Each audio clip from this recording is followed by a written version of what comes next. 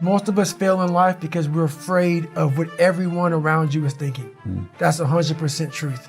So we live by the narrative of other people. When I first called a recruiter to be a Navy SEAL and I was 297 pounds, the first recruiter looked at me and said, "You're not gonna be able to make this, man." So what he was doing was he was projecting his energy on me. He knew he couldn't be a Navy SEAL. So God helped this black guy, because I was only the 36th African American to make it through in over 70 years. How's this black fat guy gonna make it through in my, he wouldn't even want to try. So he's projecting this. So a lot of us who are negative people, all we do is project how we feel on other people. So what happens is that there's a lot of negative people walking around the planet Earth who are afraid to try. Because everybody, a lot of people are very negative in this world. So we are afraid to fail. Why? I told you, man, shouldn't even try it, dude. Just chill out, relax. Why are you so crazy? Why are you so obsessed? So all that stuff drives the quitting mind, I call it. The mind wants to quit. The mind's tired. The mind's tired. The mind's deserving.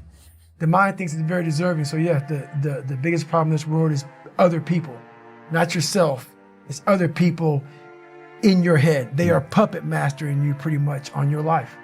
It's all a part of it. Because I realized once I was talking to myself the right way and all this wasn't in my mind, wow. I went from this piece of kid who thought he was dumb, not successful, insecure, who stuttered when I first saw somebody, to a person who can now do all these things just because I now control my own mind. And I don't care. A lot of people say they don't care. When you get to the point where you really don't care, dangerous. You become very, very dangerous. I'm not saying don't care like, I don't care if I do that. No, when you don't care about other people and how they view you, about how you walk, how you talk, how you dress, where you want to go with your life. You know, growing up, I didn't want to tell anybody I wanted to be in the military. Because why? Some of my black friends, I was afraid of what they think. You know, why you want to join the military, man? Why you want to do that? I was afraid of what other people thought about me. So now, when I go in the military, I didn't know you want to join the military. Yeah, I didn't tell you because I was afraid of what you thought. Once again, man, you're allowing other people to shackle your mind. It's the worst thing in the world. See, that's the thing about it. You have to have an understanding of what not caring means. If your fiance and your kids don't believe in you, you can't care what they think. That means you chose the wrong support staff. There has to be, so that's why a lot of people don't understand one another. Your support staff has to be like, if I want to go out and do whatever it is, my support staff is, you know, my fiance. If she's like, you know what, I don't think that you should be doing that, I have to take it, why? So I can be open-minded. So why are you saying this? But if she's saying it because of her, that's not the right thing. Because I need backing to do what I'm going to do. Open-mindedness, I need support. So yeah, it's you gotta be very clear thinking about all that stuff. So that's why, like I said before, several minutes ago, my circle's very small. I make sure I didn't handpick these people, because I'm like, so you don't want people in your corner that are like, oh, let me pat you in the back for whatever the fuck you do. I don't want people patting me on the back because I woke up in the morning. No. So you don't want that. You want people who are honest with you, who are going to tell you what the fuck is honest. Honest and truthful people. So full who's honest and truthful, who has lived and is accountable for their own personal life, that's who you want in your corner to say, hey man, you know what? You're pretty dumb for doing this, dude. Like, this is not smart. Or you're being a turd today. You're not getting after it. That's who you want in your corner. So you don't want a lot of people, hand-pick people to be in their corner who kiss their. Well, they're all tied together. And it starts with being self-aware, with being able to detach. Because if you can't detach from yourself, then you can't see yourself. And so people ask, how do you detach from yourself? How do you learn to do that? And a good drill for this is try to imagine the way other people see you and what other people are thinking of you.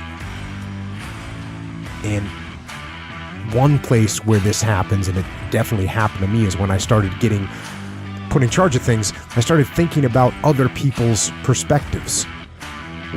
What do they see? If you're in charge, then what do your subordinates see you do? What do your subordinates hear you say? What kind of representation are they receiving? And if you work for someone else, it's the same questions. What does the boss see me do? What does the boss hear me say? What kind of representation am I making of myself to my boss? And then you start thinking about, what do your friends and family think? What do they see? What do they hear? And so the question becomes, how well do you represent yourself? What shortfalls do you have? Now, when you first start looking, it's like you're looking at an overgrown lawn. There are some big, obvious problems, so you do a broad, just kind of general cut of the grass.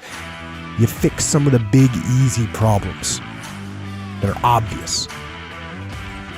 And once you've done that, once you've gotten rid of some of those big, obvious problems, you notice some more detailed problems. So then you handle them. And once you've got those handled, you see even smaller and more detailed issues. So you start trying to fix them.